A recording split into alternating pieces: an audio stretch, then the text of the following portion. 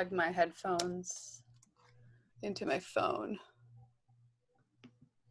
Can you see me, Erin? Technical issues. Sorry, guys. We're not too sure why this is not working. Oh, okay. Let me just try this again. I sent you a request, Erin. Oh, there we go. Amazing.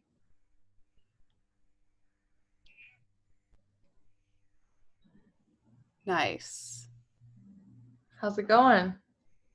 Good, good. How are you? I'm good, thanks. Awesome. All right, guys, this is Erin Edwards. She is the author of the new book that just came out, A Drink Called Mindfulness. Erin is a certified Reiki practitioner. We actually met in med school, and we went to school together for 4 years. So as you can imagine, she was stuck with me for 4 years together. Erin is an amazing human, and she also currently practices modern mindfulness, and she also helps busy women to be more mindful, and she also recently started her brand new program. So I'm gonna let Erin talk a little bit more about herself and let her share her story with everybody. All right, Erin, so tell us a little bit about yourself and what you do.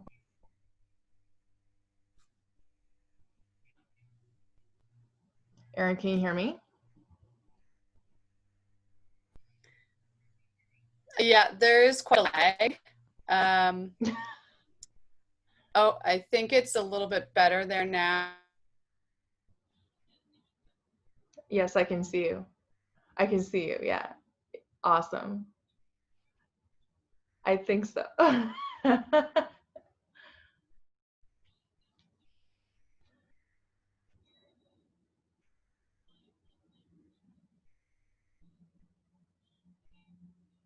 Self-growth, exploration, being really that kind of raw, authentic point of view. And I think for a lot of us, that's what's missing these days. It's, we're always behind a camera. We're always like viewed under a microscope or a lens. So it's nice to have my word out there and just trying to share it with the world. Yeah. So thank you for having me. Yeah, Erin has a really, really beautiful soul, and she's one of those people that you meet and you're like, wow, people like this exist. And that's how I felt, 4 years with my schooling. It's really a privilege and very fortunate to know someone like you. So thank you so much for being here and talk about your book and as well as what you do. So my first question is, what inspires you to write? And for those of you who don't know, Erin recently wrote her and published her first book, and it's amazing if you haven't had a chance to check it out. The book is called A Drink Called Mindfulness. It is absolutely amazing in the way that is not all fluff and cheerleadery and all like, you can do it, everything's all rainbows and roses. Is very down to earth. She doesn't bullshit anywhere in the book. Is very much real life stuff. Yeah. So what inspires you to write? And also, sorry, one question at a time. So what inspires you to write? Yeah. One question at a time. Yeah. Thanks, Rose. I feel like there's a lot of inspirations that we draw from throughout life, right? And I think that question is like so broad that, what inspires you to write? I think maybe 30 years of life is the true inspiration, right? It's hard to really pinpoint one thing that's like a really big inspiration for me, but I would say that there are kind of three things that I want to maybe draw from in my life that have happened to me. So 3 kind of big events. And the first one was when I was in my teenage years. I am a queer woman, as many of you know already.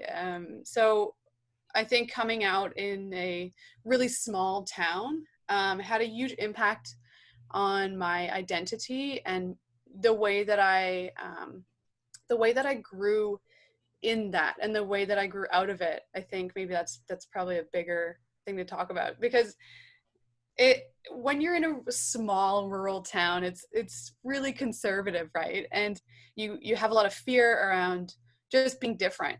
And I think it's a theme throughout the book, is that it's okay to be different. And my teenage life was really centered around coming out over and over and over again.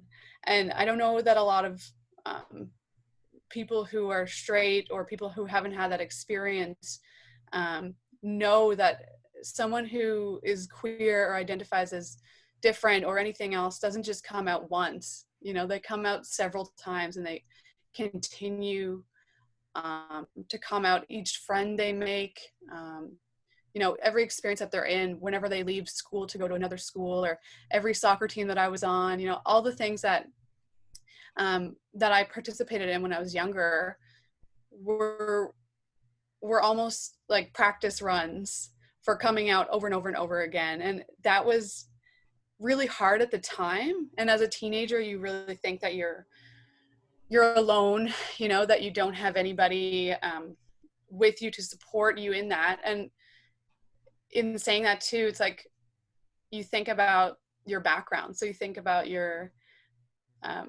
like your religion, or the religion that your family raised you in, and whether that accepts you or not. And if those people that are really religious are going to accept you too. And there comes a certain point when you're kind of like stuck in that.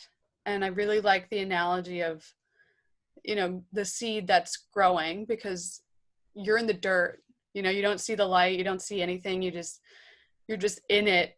You can't tell where the opening is or where the top is from the bottom, but once you come out of it, you tend to see how much more growth you can have. So I think maybe coming out in my teenage years was a big thing for me. So that is probably one of my biggest inspirations thus far in life.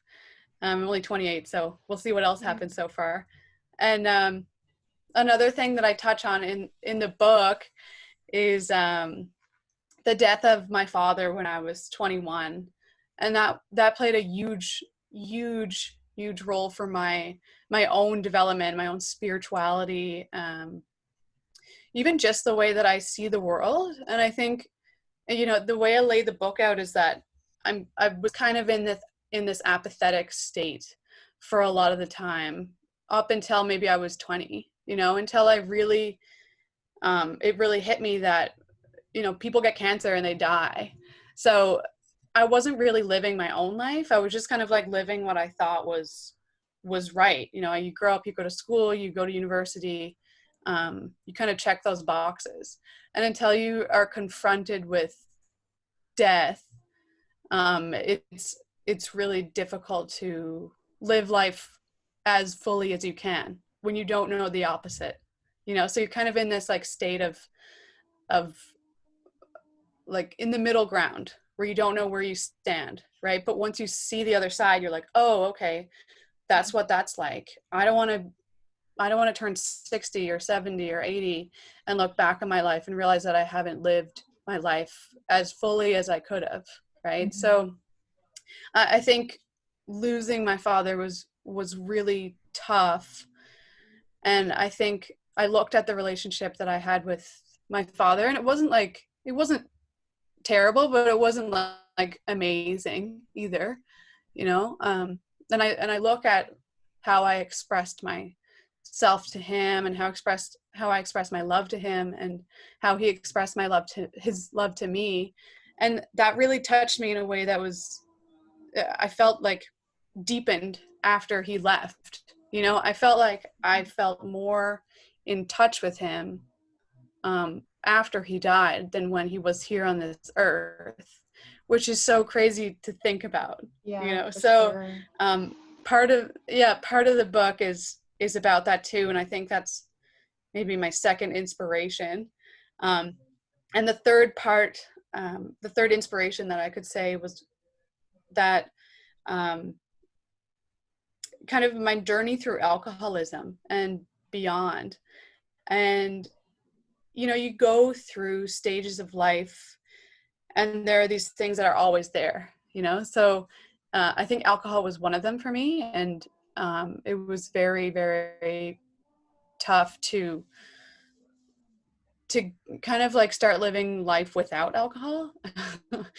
um, but I went through a big stage of grief after my father died for about 4 years. And now that we're both in the medical community, we see that as prolonged grief or suffering. And it spans, it kind of walks the tight line between grief and depression, right? So you see that, you could be depressed, but it could also be very situational, right? And I think that was part of it. And I used alcohol as a way to cope for a lot of the things that came up in my life. And for the better part of my early 20s, I would say I lived life kind of drunkenly. Like it almost took that sip of whiskey or that wine or that beer or whatever it was to actually even boost me and get me out of bed.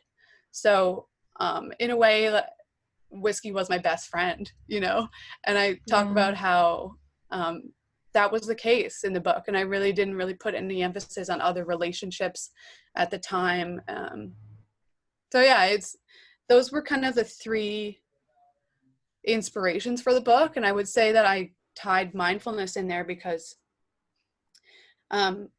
mindfulness was and continues to be the kind of boulder that I lean on. That's my absolute rock when time gets rough, and when shitty times come up in your life, and when I'm tempted to drink alcohol, and when I lose parts of myself or parts of my family or relationships or whatever else.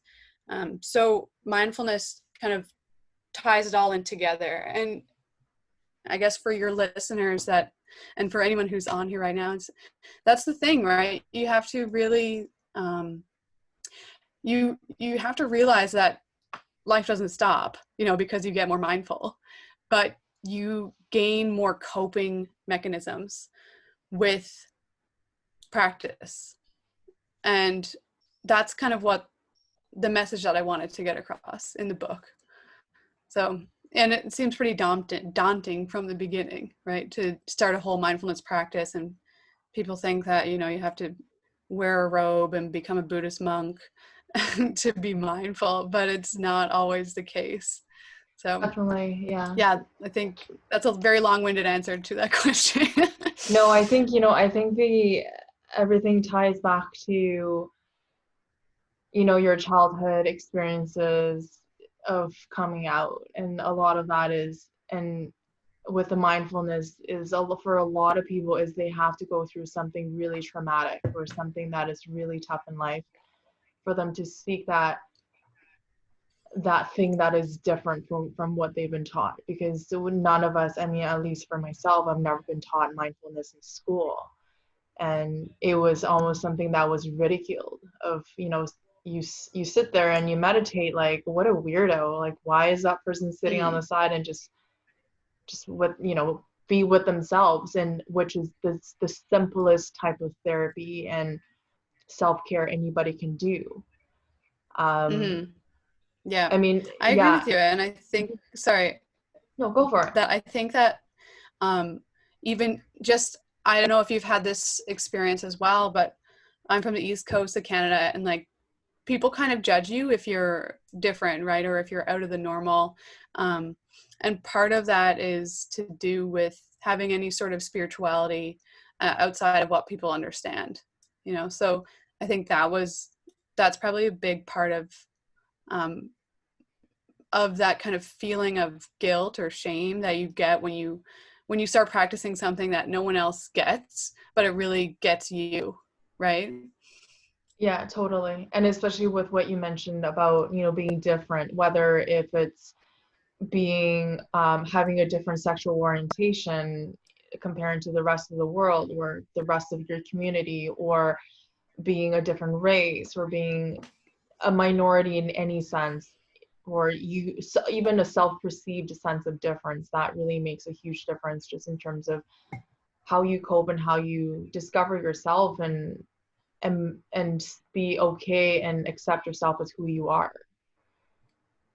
Yeah, I love that. And I don't think I think maybe this generation or the generation after us is a lot better at that and better Mm-hmm. at expressing themselves about that. But for millennials in particular, I feel like it was still kind of like we were just sweeping things under the rug, Yeah. for a lot of our lives. And there comes a time when you have to just like take the rug up and just shake it. And, it's going to be crazy when that happens, but the alternative is worse. You can't just stay under the rug. You can't just stay under the ground. You can't just live your life like that. So Yeah. it's about really like developing your own identity and using self-awareness and mindfulness as a tool to do that. Exactly.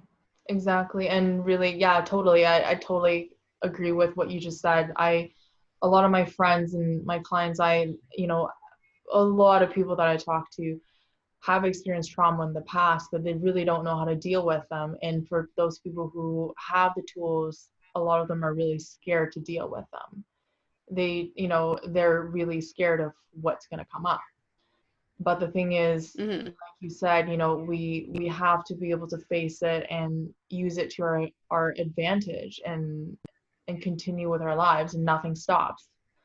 Exactly like what you said earlier. Yeah, for sure. Yeah. Yeah. Yeah. And it's a big theme in the book too that comes up over and over again, is that um, you don't really learn as much as you could if you stay inside your comfort zone, right?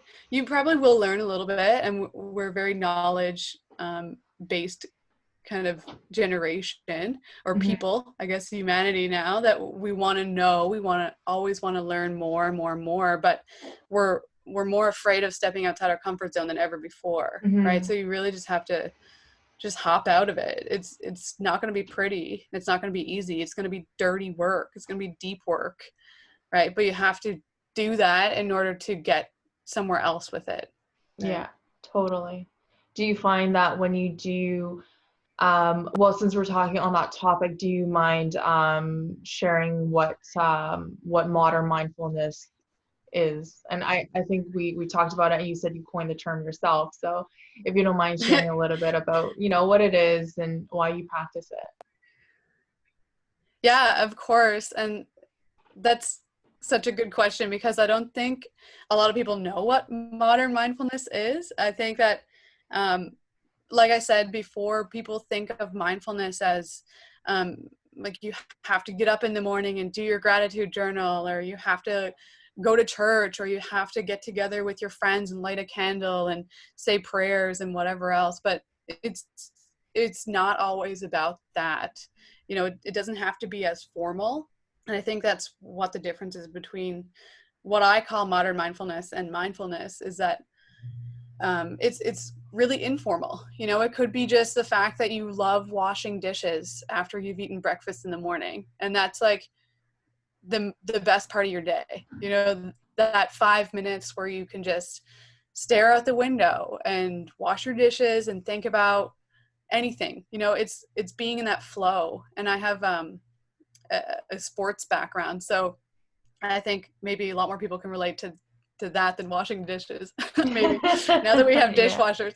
I But love dishes, you by know, the way. I love washing dishes. Sorry. So I can I totally love it relate. too. It is Yeah. nice. It is wonderful. But say, if you're climbing a wall, or if you're running a race or whatever else, it's, um, oh, can you hear me there? Uh, Yes, I can hear you. are you good? Yeah. Okay. Yep. So imagine if you're just really in that moment and you're just flowing, you're not thinking about anything else, but you're breathing in and out as you're sprinting up a hill, or you're not thinking about the worries that you have to do, or your to-do list later on when you're trying to summit a mountain. Yeah. Right? It's that being in flow. And there's a lot of new research on flow and how it incorporates into our mindfulness of life. But I wanted to term it mindfulness. People don't know that that is mindfulness, right? Mm-hmm. People don't know that you can achieve that state without having to sit cross-legged on a floor. So that's where modern mindfulness came in. And I term it modern because I don't think anybody really wants to be referred to as like ancient or like old, you know. It's like Yeah. modern is like where we're at right now, Yeah. and it's not in the future, it's not in the past, but it's where we are right now, with all of our technology, with all of our laptops and our screens and our computers and, you know, watches and smartwatches and smart homes and everything else, like cars that park themselves, you know. Mm-hmm. There's so much that we all have, and we don't have to like feel ashamed that we have it. It's just the way that the cookie has crumbled. It's just the way Yeah. that life has gone. And you know, so that's kind of like the modern part of it. It's like mindfulness, you can be modern and mindful at the same time. You Yeah. can drive your car and like eat it too, you know. You can do whatever you need to do, and you can work as an entrepreneur or as a CEO or whatever else and still be mindful. You know, you Mm-hmm. don't have to um always take like an hour a day to do those practices. And so that's what I really harp on in the book, is that all the worksheets and all the exercises that I provided in the book are only take 5 minutes, and you should only spend 5 minutes at it, because that's probably all our attention span can handle when we first start. Right. Totally. So yeah, it's more about just like small steps than the overwhelming kind of overarching big change that we maybe know we need to make, but it's too much when we take it like that. So it's better to just do little minute things. Yeah, totally. And that's exactly it. That's yeah, like a lot of people, like you said, you know, they think that they got to meditate for an hour or even a day at a time. And that's such a daunting idea for a lot of people. It's for a runner who's never ran before. Hey, you got to go run a marathon. Like how, I mean, I feel like that's just really, is a really scary concept for a lot of people. So breaking it down into 5 minute chunks is definitely something that's doable and also something that is not so intimidating for majority of the population. Yeah, Mm-hmm. yeah, 100%. And it's that, like, I think also we have a lot more anxiety than we have had, um, Totally. as like the totality of the human race. I think is experiencing a lot more anxiety, maybe even more around this time in the global pandemic. And it's because of the things that we fear, right? Mm-hmm. It's those moments of uncertainty that we tend to lean on more and more. And that can happen too when you look at something as big as what, you know, coronavirus is, or you know, whatever else it is. Even just a mindful practice, or like you said, a marathon, it's too big to look at like that, you know. So you Mm-hmm. really have to just take it in small chunks, take it day by day, step by step, and um, just don't shoot yourself in the foot, you know, for not taking a full step one day. It's like, it's Totally. okay if you could only set a half a step today, that's totally fine. Yeah, But more important is that consistency is key, right? So exactly. yeah. I love it. That's, yeah, that's so important. And it's such a simple concept, but I think a lot of people really forget that once they are faced with something that seems intimidating, for sure. Yeah. Yeah. Let's talk a little bit about your book, or let's talk a bit more about your book. Um, let's talk about chapter 7. So with loss and grief, you were speaking about, you know, losing your father. Let's talk about chapter Yeah. 7. I know that's your favorite chapter as well. So um, Yeah, I was, for everyone here, I was telling Rose that chapter 7 was my favorite to write. um and I guess I can say why, because in chapter 7 I talk about, so the book is kind of split into the 4 stages of sleep, So you have that drowsiness at the beginning of sleep, and you're kind of like in a zombie kind of like state, and then you go into deep sleep, which is the second state, which I liken to kind of like that depression, or after the big thing that in your life happens, you kind of go into this slump, and then you go into the dream world, which is amazing and incredible. But not all dreams are happy. There could be nightmares in there too. But it's kind of that place where things stick together, and your brain kind of unconsciously or subconsciously kind of rearranges everything in your head so that it makes more sense, right, before you become awakened. And so chapter 7 is in the third part of the book, and I talk about grief and loss, and it's kind of the moment where my father was in palliative care back in 2012 or 2011, no, 2012. And so I actually describe what had happened in that moment and kind of the days leading up to it, for months leading up to it. He was experiencing chemo, going through the radiation, going through all that. And I wasn't quite there in all of it. I was kind of like, okay, this needs to happen. This needs to happen. Like, I just need to help out the family now. I need to help my mom kind of take care of my dad more and more. And in that chapter, I really zoom in on what had happened when he took his last breath. And just writing that was tremendously moving for me. And I think it was almost like therapy in itself, just going through, okay, this is what actually had happened. And so he was on morphine, and he was, experiencing his lungs were starting to fill up with whatever, and he had pneumonia. So Fluid. Basically what was happening, he was dying. Fluid is the word. And so at that moment I had this weird feeling that I needed to act upon, and it was to get into bed with him and give him one last hug. So I did that, and I crawled into his hospital bed, and I just remember like giving him a hug and seeing and just going elsewhere, just totally almost being brought out or like thrown out of that life that I knew. And it was as if I was his spirit guide. And I talk about that in the book, and how that's happened to me after the fact too now, a few times. So I went with his soul. My soul went with his soul. It left the room. It left everybody that was around. It went almost into like this vortex of earth, and I don't really know. I can't describe where like the actual journey, but I knew that it was like the journey of life, and I saw things in his head as he saw them.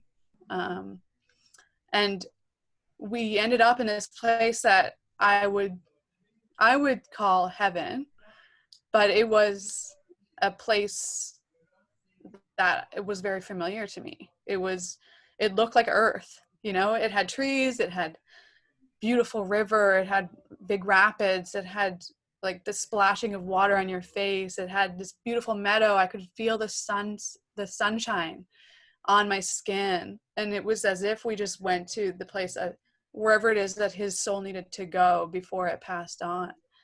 And I didn't really ever talk about that before I wrote the book. I told it to a few people, but I wanted the book to kind of relay that in a way that was like, this happened to me, and I don't know what it was. Maybe it was an out-of-body experience, maybe whatever it was, but it was gorgeous, and it really made me look at death differently. For one, it made me realize that like oh, he's not even dead. You know, he's like, yeah, his body is dying, but like, this is not hell. You know, this is not like the end, or whatever you want to call it when you die. This is like just another journey. Yeah. And so it was there that I guess I felt permission to let his spirit go, and it went onward. It went wherever it needed to go, and I left him there in that beautiful place. And so this was the actual day that he died. You know, this was like within minutes of him taking his last breath. And it's interesting, you know, to have this day of mourning, you know, to have like spend months of your life just grieving the loss of a parent or any loved one, really, you know. But for me, it was him. And it was weird that I felt so happy. You know, it felt wrong to me to feel so happy. And so I'm not sure if anyone else has had that experience, but for, you know, for something like death, something that we as a society have a lot of taboo around, you know, something that's supposed to be very sad. And it wasn't at all for me. When I got back from that place and kind of zapped back into my body, it was like, all I could feel was happiness. Happiness that he had gone, but happiness that he was moving onward, you know? And I guess it was more so like, I think I realized that it was, that's an emotion that people can feel. Like, you're allowed to feel that when someone dies. And it's, you know, we always talk about like like how people just like laugh or do awkward stuff when they're in situations like that, you know. But for me it was like, oh no, I'm just happy, like he's gone, like he's in a better place now. And it was immediate, you know. He died and I was like, okay, great. And then after the fact I was like, what why wasn't I sad? And I think that double take, I thought about it for a bit more, and I was like, oh, I guess I don't know, maybe I should have felt sad. You know, maybe I should have been crying at his funeral, but I wasn't. You know, it was like only happy thoughts, happy times. And so, yeah, I think kind of what set me down into like the depression for the next couple of years after that, and I guess that prolonged state of grief, was that I felt like I had to be sad. I felt like I had to like portray this sort of like, oh, like victim mentality, like, oh, my father died like when I was young, like I didn't have that kind of like relationship with him where I could like talk to him and be open with him and stuff. So I think it was more so that I was mourning after a while, and it really got me down, you know. It got me like so far down into the depths of despair. But it also showed me the exact opposite. You know, it showed me that it was like such an exhilaration, such a high that I got from that. And it was confusing that I would flip-flop back and forth, you know. It's hard to describe, but I think what I'm trying to say is that like, in order for me to feel as happy as I did, I almost, my spirit was like, okay, now be sad again, like now go the other way. And it was at 0% or 100%, and I couldn't find the balance in between. I couldn't find that like 50% and be okay with it. So I think that's what a lot of us are going through, you know. And I think that's what a lot of us go through when they lose someone, or lose a part of yourself, like when you come out, or, you know, or part of your identity when you stop drinking, lose your friends. It's that kind of like, am I okay here? And can I give myself permission to be at a 2% today, but tomorrow I might be at 98, you know? And I think our it's kind of like our society is to blame for this, but we only ever praise people when they're at 100%, you know. Definitely. But I see it more and more that now that people are starting to be like, it's okay, you know, you had a bad day, don't worry about it, kind of thing. And if you're having several bad days, like, okay, I see you, like, you have my support to go get help, you know. When a employer says that to you, that's like amazing, right? Mm-hmm. And I think it takes that experience to really feel that and to understand it. And there's so many of us that haven't understood it, and maybe my wish is that through mindfulness people will understand it more without having to go through that traumatic experience that I did. Yeah. Mm-hmm. Yeah, so chapter 7 was definitely one of my favorites to write and then to reread over and over and over again. Thank you so much for sharing that. That's really valuable, and really, I mean, the experience you went through is something I believe in as well. You know, we are just spirits living, having a physical body and having a physical experience, and that spirit really, it travels onwards despite the death mm-hmm. of the physical body.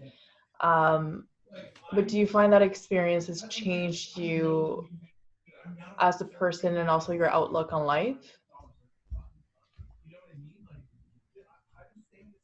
No, totally. Like, almost, yeah, what I kind of explained at the beginning is that, like, you know, you're in this sort of like zombie state. You're in this sort of place where you're just going about life. You just wake up in the morning and just go to work because you have to make money. You know, you don't necessarily like it. You don't have that like passion for it, right? And I've since discovered that now in the work that I do. But for a lot of us, it's not like that. You know, I think for most of us, it's not like that. I think we just need to kind of just get up and keep moving and do the thing that we think we should, you know?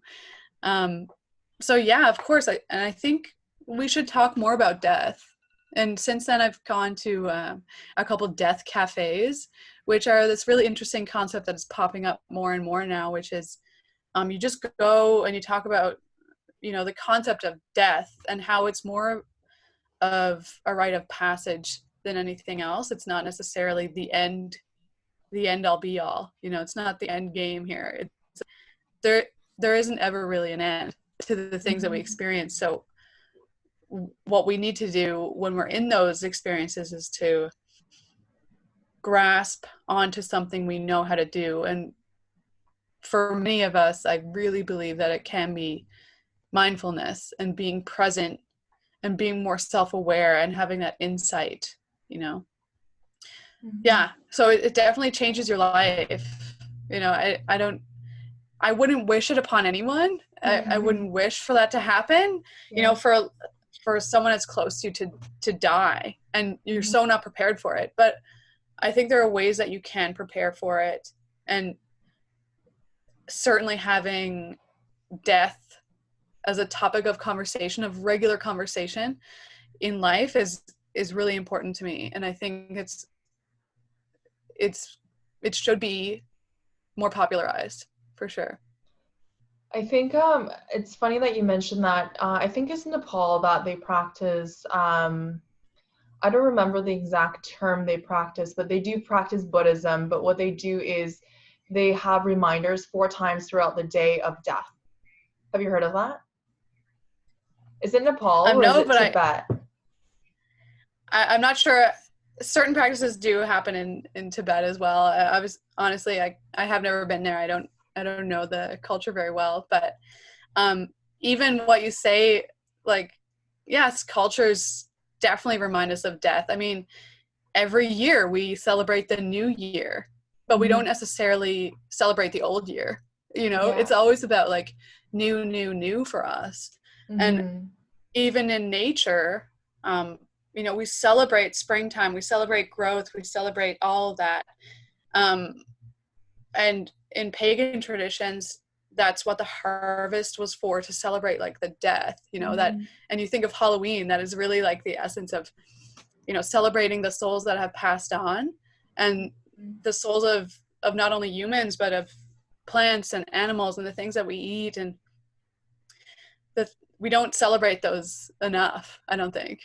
And Definitely. we have constant reminders, in every day, turns into night, and every conversation ends, and every winter turns into spring, and every summer turns into autumn. We are constantly reminded of this yin and yang kind of aspect of life, but we really don't put enough emphasis on it, and I don't think we really highlight that enough. So we're constantly reminded, we just don't see it, right? But having that insight and being more mindful, we might be able to draw from those, to learn more. Yeah, definitely.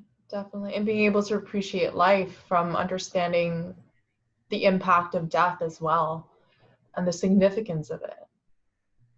100%. Yeah.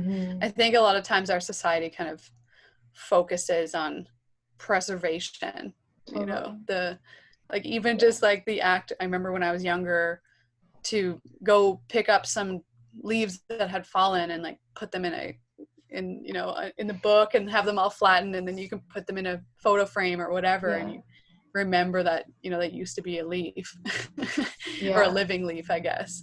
And we never really think about just like letting it pass, letting it go. And that's definitely reflected in our medical system as well, is people are living longer, but the quality of life is really going down because we are sicker for way more years than we used to be, and which means people are suffering a lot more, versus previously people are dying younger, but they're dying healthier and younger as well. Younger as in not as in age, but younger as in their energetically and what they're able to do with their life. So quality of life was better in that sense. Yes. Yeah, that's huge. That's so huge. And I for those of you, you can even just read the introduction of my book on Amazon, because I talk about that too. Like our healthcare system is not really a healthcare system. It doesn't care for your health, it cares for your sickness, right? It doesn't tell you how to remain healthy. It only allows you to get better when you already have gotten sick. And that to me is one step behind. It's always one step behind. It's a reactionary system. Whereas if we put more emphasis and more value and maybe even more education dollars on preventative healthcare, and learning how to treat our bodies right, and how our posture really helps our breathing, and how, exercise is really easy to do, and you don't have to join a club or join a membership, or, lift tons of weights every day to just increase your longevity, So there's all these things that really come together for me in life, from firstly just growing up in a small town and getting that exposure to nature as much as I did, every day going out and playing in the forest, and then kind of moving to a bigger city, but learning more about exercise and our bodies, and knowing how those can really interact on our health. And then after the fact, I felt like that wasn't enough for me, that still wasn't enough for me to know, to learn. So then you start learning, you start thinking about, okay, what other alternatives are out there? And naturopathic medicine for me was that next step. And then yet again, like, you and I both went to school together, and it still wasn't enough for me. It was, I needed to go learn energetics, and so when you can speak all those languages, you realize that they're all saying the same thing. And that is that there are many ways to look at ways to look at our own system and our own body. And those are reflective in the big aspects of our lives, the greater kind of macrocosm of nature and the climate and everything. And you see that all of them are joined together in some respects, right? Totally. We're all from the same things. Yeah, I love that. Definitely. So what actionable steps would you suggest to people to, start their process or their journey to awakening? Yeah, I think you can do a number of things. And like we said before, kind of just focusing on the step-by-step solutions versus overarching kind of like big, huge things that you have to conquer. And I wanted to take everyone out there through a simple body scan, if everyone's okay with it. Maybe just I'm put a okay thumbs with up or it. something. Yeah, that would be sweet. I would love to kind of just take you through it. And I really focus on the body scan because a lot of us are so in our heads all the time, right? So being more in the physical bodies that we have embodied can be that just a tiny step in the right direction toward mindfulness, right? So Thanks, Bailey, for the um thumbs up. Sorry. yes, thank you, Bailey. Yeah, sorry. Awesome. So okay, yeah, let's do it. So this is a Awesome. body scan. I'm going to get you to put down your phones and just listen to my voice. um, I also like suggesting the body scan because it's not a meditation that you have to do sitting up. So you don't have to worry about keeping your back straight or anything else. You can just lie down, just take it easy, and fully just let go. And for some of us, closing our eyes helps. For some of us, it doesn't. So just do whatever you need to do to feel a little bit more relaxed. And just focus on the sound of my voice for now. And so as you're lying there, you're allowing yourself to notice what comes up in your awareness and just experiencing it very clearly, and starting with the lower part of your body. We're going to notice where each part of your body makes contact with the floor. The sensations on your heels, your calves, your buttocks, your back, your shoulders, your wrists.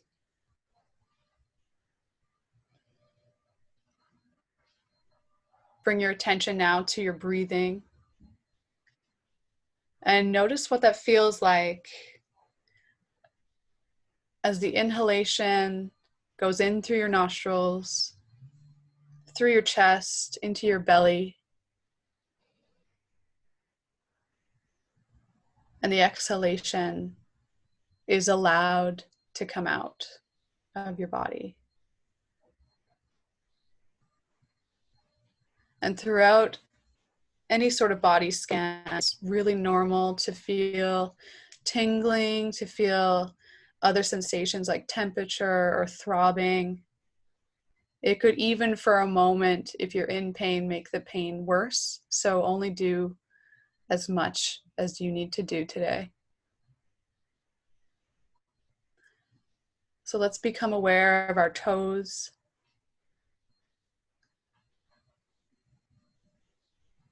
Next, the soles of your feet, your heels. Become aware of your ankles, your ankle bone, and the skin surrounding them. Just draw all your attention here.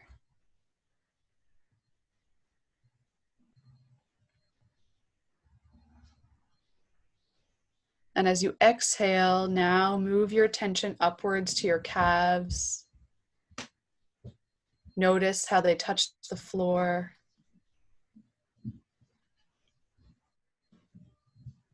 Can you feel the muscles running alongside your shin?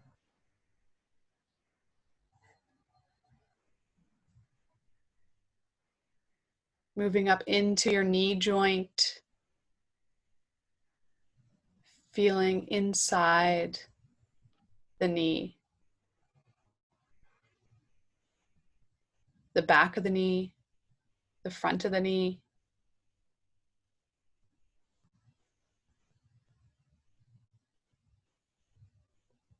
Inhaling, moving your experience up to your thighs, to the tops and the bottoms of your thighs, the sides of your thigh.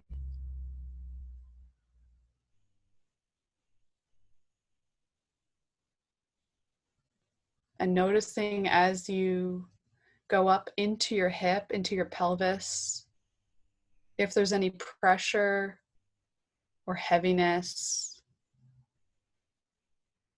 any weight that you feel, whatever comes to your awareness.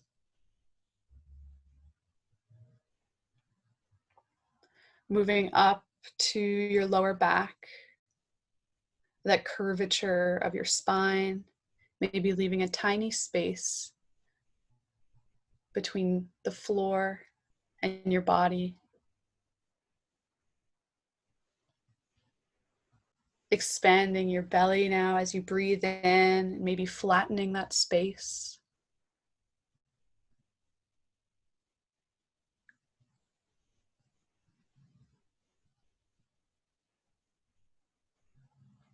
Bringing awareness to your rib cage and accepting the inhalation into your lungs.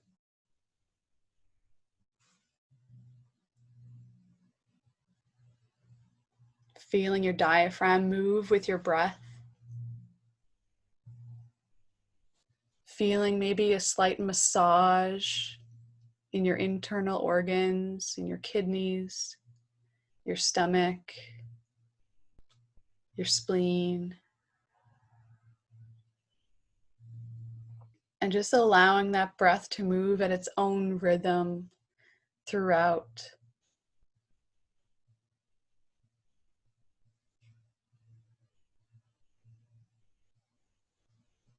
Moving on now to your upper back, your shoulders,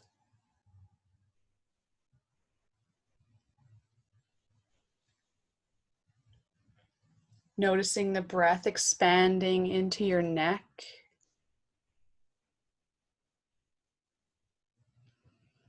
moving down from the neck, past the shoulders into your upper arms, between your shoulder blades,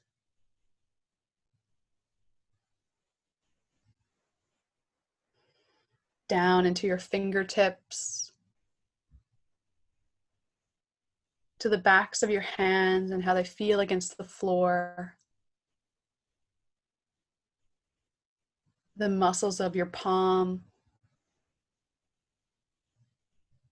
What sensation do you feel?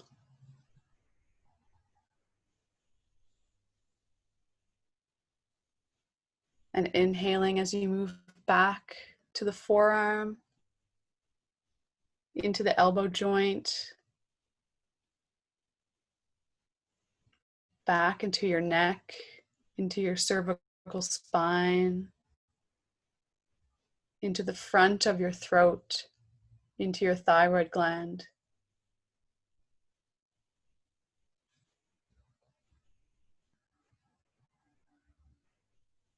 Moving into the base of your skull, and now your jaw.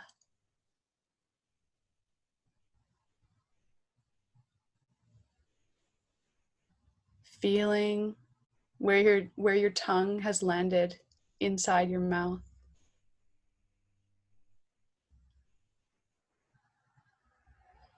The exterior part of your mouth, your lips, maybe onto your chin. Expanding your nostrils and feeling the sensation of breath through them.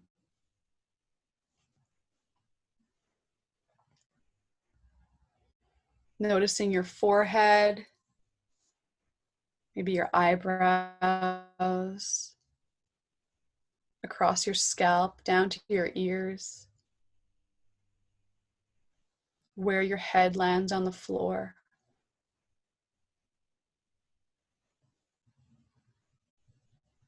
How your spine is or isn't aligned as you lie there. We have a natural temptation to correct, but just notice for now.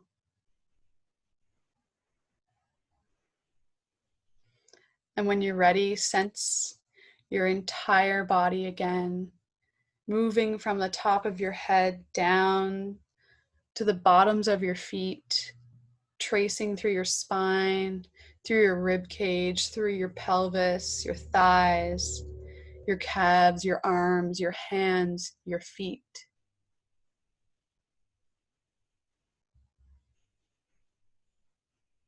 And know that you have allowed your body to be exactly as it is for these past only couple minutes. Releasing the control that you have over your body. Seeing your body as a bystander. Seeing it as whole and complete.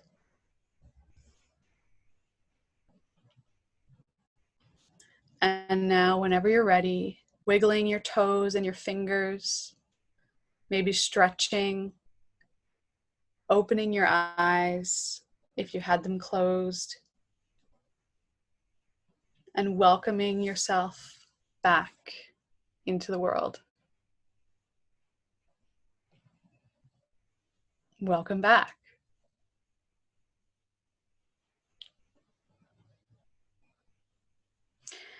So that was only probably 3 or 4 minutes of legit mindfulness. And you had Instagram open at the same time. That is amazing. You were mindful and on Instagram. How modern is that? It's right? possible, guys. It's definitely possible. Yeah, well, Erin is magical. Yeah. That is just a sneak peek. That I actually wrote the script for that and put it in Chen. I think it's a great thing to just read to your partner or to a friend, and then you can alternate back and forth. That's one of the guides in the book. There are so many more. But it doesn't take long. It really doesn't take a lot to just fully get into the present moment. Mm-hmm. Definitely. Thanks, Dolores. I know Instagram is gonna kick us off soon, unfortunately. Erin, I know you have I apologize if I sound like I'm rushing. I just don't want Instagram to cut us off and we don't even know where to find you. Do you mind sharing where people can find you and your new program that you're working on, so people can, reach out to you with any questions, with any needs, and with any support they might feel like contacting you with? Totally. Yeah. I am working on a new program. So obviously, like I've mentioned, you can buy a drink called Mindfulness. Oh no.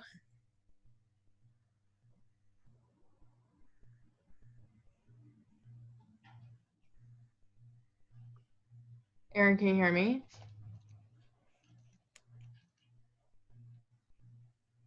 Erin?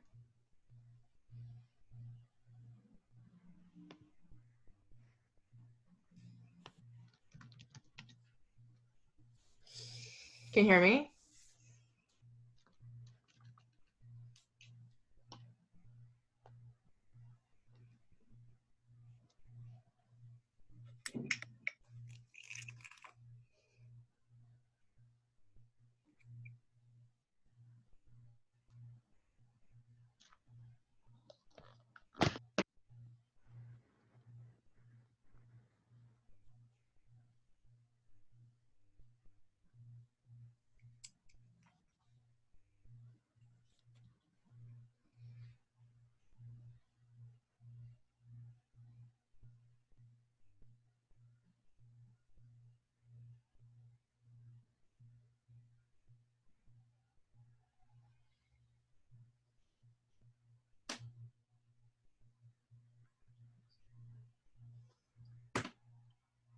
Erin?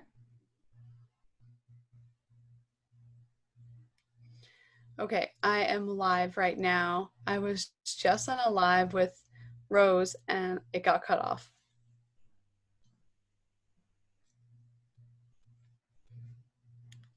Hey everyone, I am so sorry. Instagram, I guess, only allows a live for about an hour. But I did want to tell you about where you can find me, how you can work with me. So my website is www.theerinedwards.com. I am working on a beautiful new program. It's all online, and I am looking for people who are invested in their health and their well-being. It's going to be called Intensity Camp. It's just a 3-week course. Intensity meaning intention and identity, and aligning those two together. So yeah, you can follow me. Obviously you do already on Instagram, but I am on Facebook as well. Just type in The Erin Edwards and it'll come up. Hey everybody, thank you again for joining. Just wanted to tell you about my new Intensity Camp that I am offering, and it is going to be intention aligning with your identity, hence Intensity Camp. It's a 3-week course. Just go onto my website and you can send me a message there to get on the waiting list. So the website is www.theerinedwards.com. Thank you for your support, and thank you for listening, and thank you for either purchasing the book or reading the book, or if you haven't already, I know you're going to, and I really appreciate it. So thank you, thank you, thank you. God bless.